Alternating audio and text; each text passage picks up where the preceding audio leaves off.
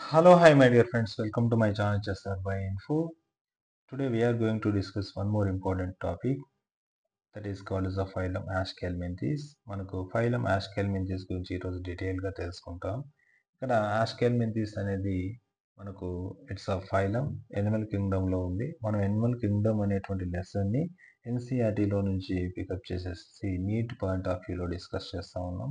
ఇక్కడ line to line అనేది మనకు క్లారిటీగా డిస్కస్ చేయడం జరుగుతుంది. ప్రతి లైన్ కూడా అర్థమైతే 100% మన స్టూడెంట్స్ అనేవాళ్ళు బయాలజీలో 360కి 360 స్కోర్ చేయగలుగుతారు. అందుకోసమే నేను ఈ సిరీస్ కూడా మనకు నీట్ టార్గెట్ 360 అనేటువంటి నేమ్ అయితే ఇచ్చున్నాను.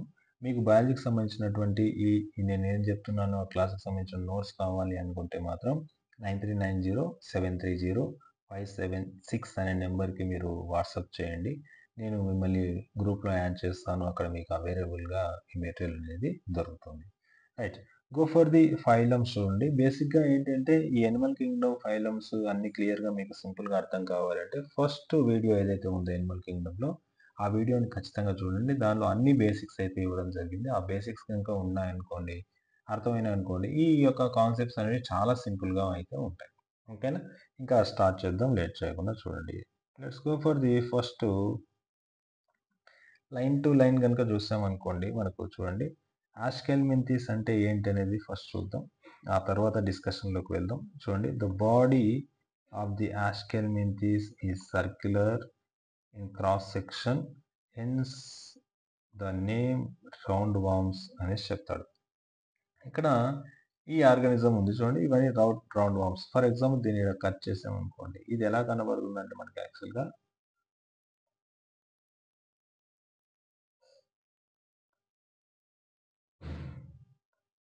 ఇలా కనబడుతుంది. So this is the round structure యాక్చువల్గా.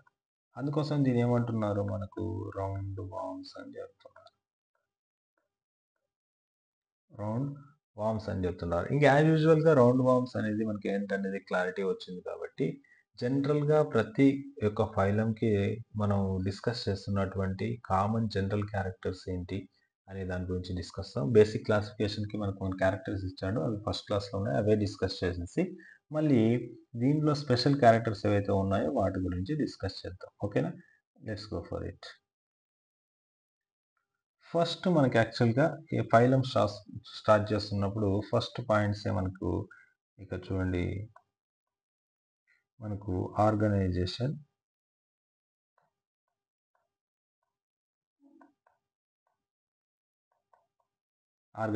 వస్తుంది. ఈ ఆర్గనైజేషన్ వచ్చేసేసి మనకు సెల్లర్ లెవెలా, టిష్యూ లెవెలా, ఆర్గాన్ లెవెలా, ఆర్గాన్ సిస్టమ్ లెవెలా అంటే this is the first phylum it's exhibiting the organ system level of organisation.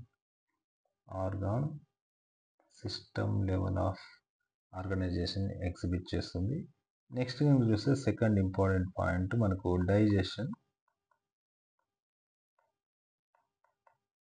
ఇది ఫస్ట్ ఇప్పటి వరకు వచ్చినటువంటి ఫైలమ్స్లో ఫస్ట్ ఆర్గాన్ సిస్టమ్ ఇక్కడే స్టార్ట్ అవుతుంది. డైజెషన్ కనుక చూస్తే మనకు ఫస్ట్ టైం మనకు కంప్లీట్ డైజెస్ట్ సిస్టమ్ అనేది ఫామ్ అవుతుంది. ఎందుకంటే మనకు it has a both anus and mouth ఉంది కాబట్టి మనకు కంప్లీట్గా డైజెస్ట్ సిస్టమ్ ఉంటుంది. ఇది కూడా మనకు ఫర్ ద ఫస్ట్ టైం ఏర్పడుతుంది ఫైలమ్స్లో. ఇక్కడ నుంచే స్టార్ట్ అవుతుంది అనేసి గుర్తుపెట్టుకోండి. నెక్స్ట్ థర్డ్ ఇంపార్టెంట్ కనుక చూస్తే సర్క్యులేషన్. సర్క్యులేషన్ అంటే బ్లడ్ అనేది ఏ విధంగా సర్క్యులేట్ అవుతుంది, ఓపెన్ సర్క్యులేషన్, క్లోజ్ సర్క్యులేషన్ అంటే బేసిక్గా మనకు ఆస్కెల్మింథిస్లో అసలు బ్లడ్ అనేది సర్క్యులేషన్ అవ్వడానికి సర్క్యులేటరీ సిస్టమే ఇంకా డెవలప్ అవ్వలేదు కాబట్టి ఇట్ ఈస్ ఆబ్సెంట్ అని రాస్తున్నాం. నెక్స్ట్ కానీ చూస్తే ఫోర్త్ ఇంపార్టెంట్ పాయింట్ చూడండి, సర్క్యులేషన్ తర్వాత మనకి యాక్చువల్గా సిమెట్రీ వస్తుంది. సిమెట్రీ యాక్చువల్గా మనకు బైలేటరల్ సిమెట్రీ. యాజ్ యూజువల్గా బైలేటరల్ సిమెట్రీ మనకి యాక్చువల్గా ప్లాటీ ఎలిమెంట్స్ దగ్గర స్టార్ట్ అయింది. ఇక్కడ నుంచి మొత్తం కూడా బైలేటరల్ సిమెట్రీ ఉంటాయి. ఫిఫ్త్ పాయింట్ కనుక చూస్తే మనకు యాక్చువల్గా సీలోమ్ చూడండి. ఈ సీలోమ్ అనేది ఏంటంటే బాడీలో ఉన్నటువంటి క్యావిటీ. ఈ బాడీలో ఉన్నటువంటి క్యావిటీ దీనిలో ఉంటుందా ఉండదా. సీలోమ్ వచ్చేసి మనకి acoelomates, pseudo coelomates and eucoelomates లేదంటే సీలోమేట్స్ అనేది ఉంది. This is the only organism that exhibit the pseudo coelomate. Only organism that exhibit the pseudocoelomate క్యారెక్టర్ని ఎగ్జిబిట్ చేస్తుంది చూడాలి. రైట్. నెక్స్ట్ కనుక చూస్తే మనకు జెర్మ్ లేయర్స్ ఉన్నాయి. ఈ ఆర్గానిజమ్స్ అనేటివి డిప్లోబ్లాస్టికా ట్రిప్లోబ్లాస్టికా అంటే definitely these organisms are the triploblastic. Triploblastic అనేది మనకి యాక్చువల్గా ప్లాటీ హెల్మింథీస్లోనే స్టార్ట్ అయింది. ఇంకా ఆ తర్వాత అన్నీ కూడా ట్రిప్లోబ్లాస్టిక్ ఆర్గానిజమ్సే ఉంటాయి. 7th వన్ కనుక చూస్తే సెగ్మెంటేషన్.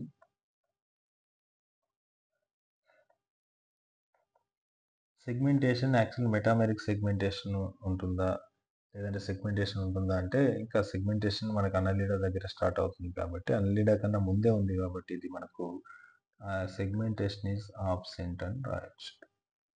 అండ్ 8th పాయింట్ చూడండి, దట్ ఈజ్ నోటోకార్డ్. నోటోకార్డ్ అనేది ఉంటుందా? So these are the non chordates, అందుకోసమే నోటోకార్డ్స్ ఉండవు కాబట్టి ఆబ్సెంట్ అని రాస్తాం. ఓన్లీ కార్డెట్స్లో మాత్రమే మనకు నోటోకార్డ్ అనేది ఉంటుంది. నెక్స్ట్ కానీ చూస్తే కొన్ని స్పెషల్ క్యారెక్టర్స్ ఉన్నాయి మనకు. ఆ స్పెషల్ క్యారెక్టర్స్ని జస్ట్ చూద్దాం. ఈ సెక్సెస్ ఏంటి, ఫర్టిలైజేషన్ ఏంటి, డెవలప్మెంట్ ఏంటి అనే దాని గురించి డిస్కస్ చేద్దాం. చూడండి, బేసిక్గా 9th ఇంపార్టెంట్ పాయింట్ చూస్తే సెక్సెస్ గురించి మాట్లాడదాం.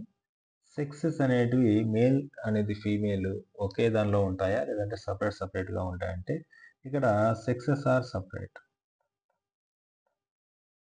సెక్సెస్ ఆర్ సపరేట్ అని రాస్తున్నాను నేను. అంటే మేల్ సపరేట్గా ఉంటుంది, ఫీమేల్ సపరేట్గా ఉంటుంది. కాబట్టి దీన్ని ఒక్కొక్క ఆర్గానిజం ఉంటుంది కాబట్టి యూనిసెక్సువల్ అని రాయొచ్చు.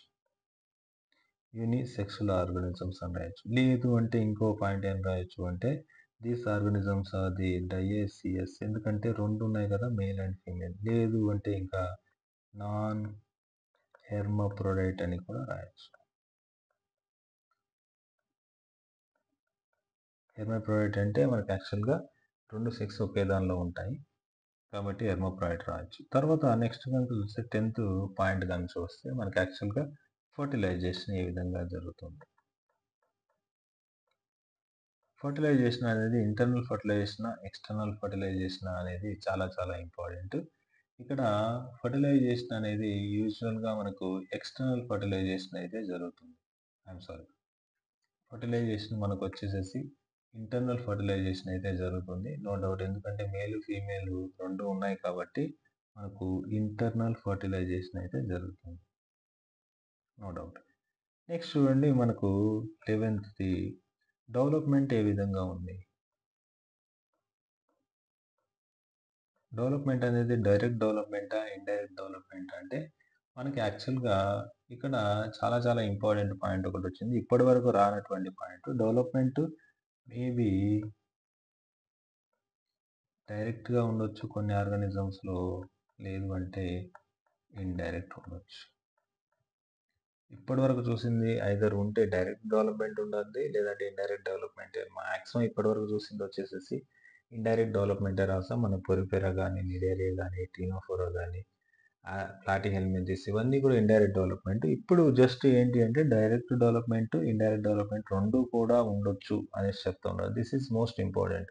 కాబట్టి డెవలప్మెంట్ దగ్గర మీరు కొద్దిగా ఫోకస్ చేసి వెళ్ళండి. బోత్ డైరెక్ట్ అండ్ ఇండైరెక్ట్ చూపించేది మనకి ఆస్కెల్మింథిస్ అనేది గుర్తుపెట్టుకోండి. దీనికి యాక్చువల్గా ఆస్కెల్మింథిస్కి అదర్ నేమ్స్ కూడా ఉన్నాయి, రౌండ్ వామ్స్ అంటారు. లేదు అంటే ఇంకా అదర్ నేమ్స్ ఉన్నాయి మనకి, యాక్చువల్గా నెమటోడ్స్ కూడా అనేసి చెప్తారు. ఓకే, సో ఇవి మనకు బేసిక్ పాయింట్స్ అన్నీ కూడా. ఇవే పాయింట్స్ మ్యాక్సిమం మనకు స్క్రిప్ట్లో కూడా ఉంటాయి, వాటి గురించి డిస్కస్ చేద్దాం. చూడండి, లైన్ బై లైన్ వద్దాం. చూడండి ఒకసారి. రైట్, ఇక్కడ దీని యొక్క హ్యాబిటేట్ గురించి డిస్కస్ చేస్తున్నాడు. They may be free living, aquatic and terrestrial, లేదు అంటే parasitic in plants and animals అంటే ఇంతకుముందే పారాసైటిక్ నేచర్ మనం ఇంతకుముందు క్లాస్లో ఒకసారి డిస్కస్ చేస్తాం. Platyhelminthes are the endoparasites అనేసి.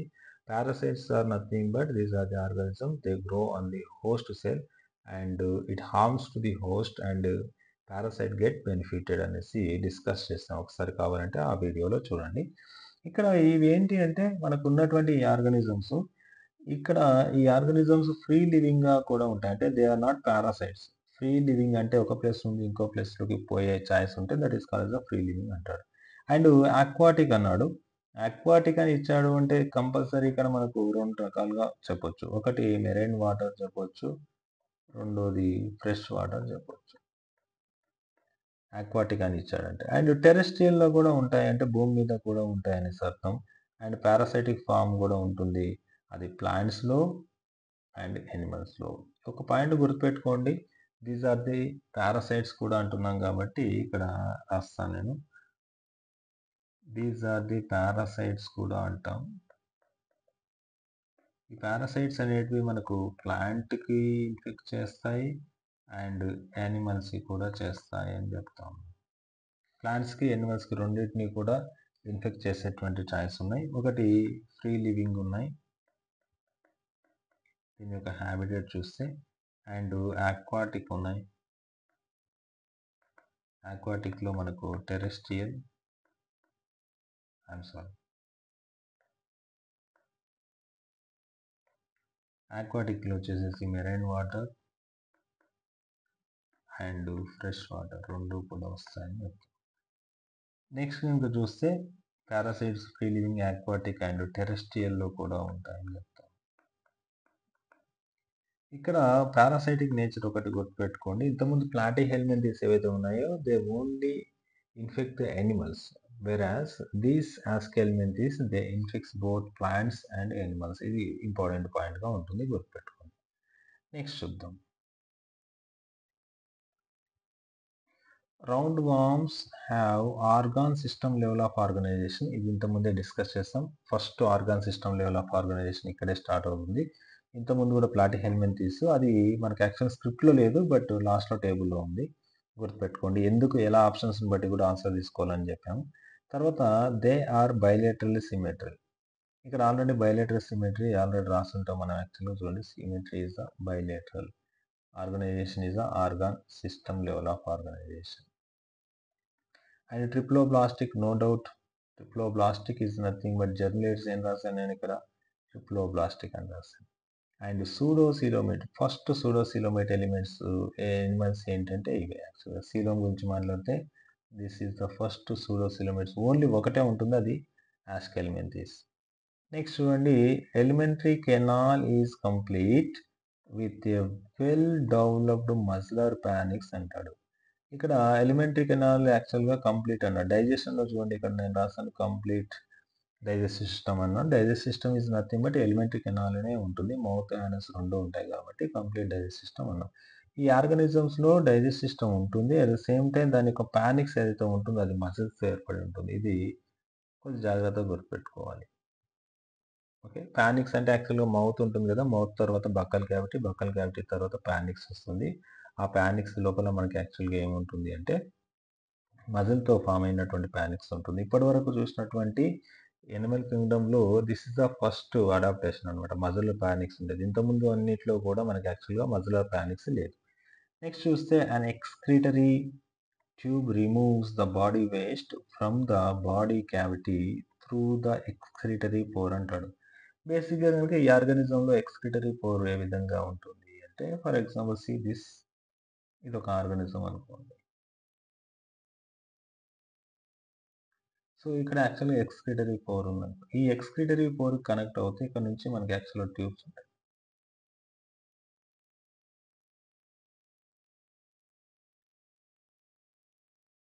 ఈ విధంగా.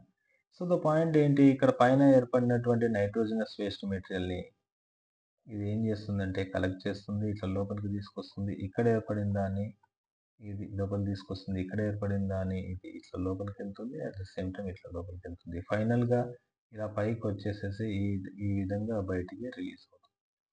సో, ఇది మనకి యాక్చువల్‌గా ఎక్స్‌క్రీటరీ పోర్ ద్వారా మనకి ఎక్స్‌క్రీటరీ మెటీరియల్ అనేది బయటికి పోతుందనేసి చెప్తా ఉన్నాడు. It's a specialised tubes like structure. These are the tubes.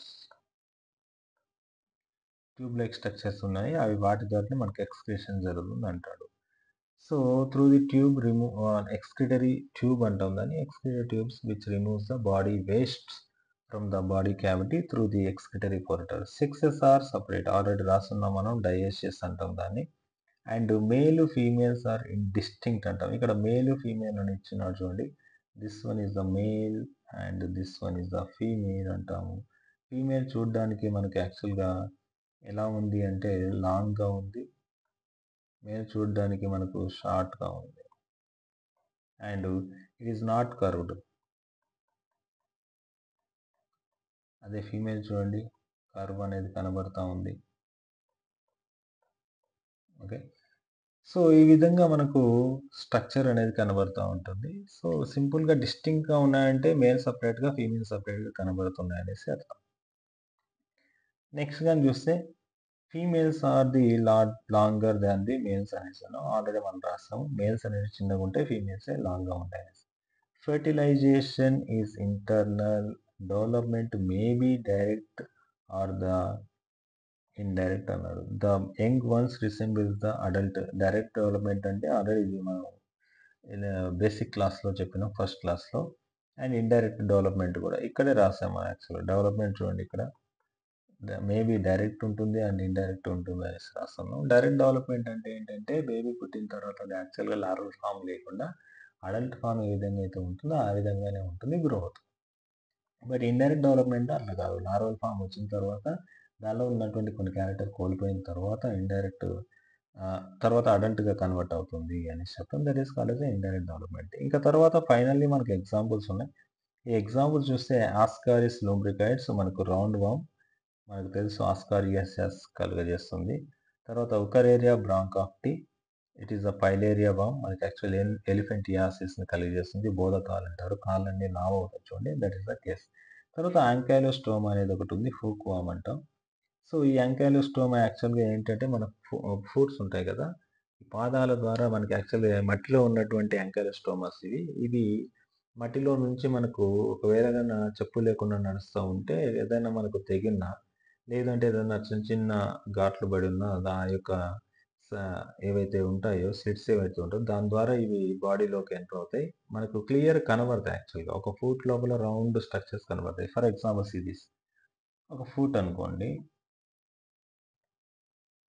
This is the 1 foot అనుకో.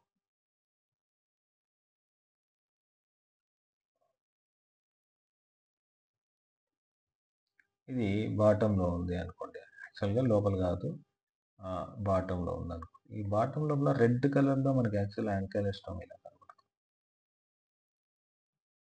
సో ఈ విధంగా కనబడదు. మీరు గూగుల్ కనుక చేస్తే మనకు క్లియర్గా తెలుస్తూ ఉంటుంది. సో ఆ విధంగా మనకు యాంకైలోస్టోమ్ లేదంటే హుక్ వామ్ అనేది ఉంటుంది. సో ఇది మనకు సంబంధించినటువంటి కంప్లీట్ ఆస్కెల్మెంతిస్. ఓవరాల్గా గుర్తుపెట్టుకోవాల్సిన విషయం, మేల్ సపరేట్గా ఫీమేల్ సపరేట్గా ఉంటుంది, డయాసిస్గా ఉంటుంది, మస్కులర్ ప్యానిక్స్ ఉంటుంది. ఇవి ఎక్స్క్రిటరీ ట్యూబ్స్ అనేటివి వేస్ట్ రిమూవ్ చేస్తాయి అనేది గుర్తుపెట్టుకుంటే సరిపోతుంది. And examples are mandatory, no doubt. So friends, ఇది మనకు సంబంధించినటువంటి ఆస్కెల్మెంతిస్. ఇంకా నెక్స్ట్ ఫైలంతో మళ్ళీ ఒక క్లాస్లో కలుద్దాం. అంతవరకు take care. And finally one request ఏంటంటే, మీకు కనుక నా క్లాసెస్ నచ్చితే ఖచ్చితంగా లైక్ చేయండి, మీ ఫ్రెండ్స్తో షేర్ చేయండి, మన యొక్క ఛానల్ని కొద్దిగా సబ్స్క్రైబ్ చేయండి. Thank you very much.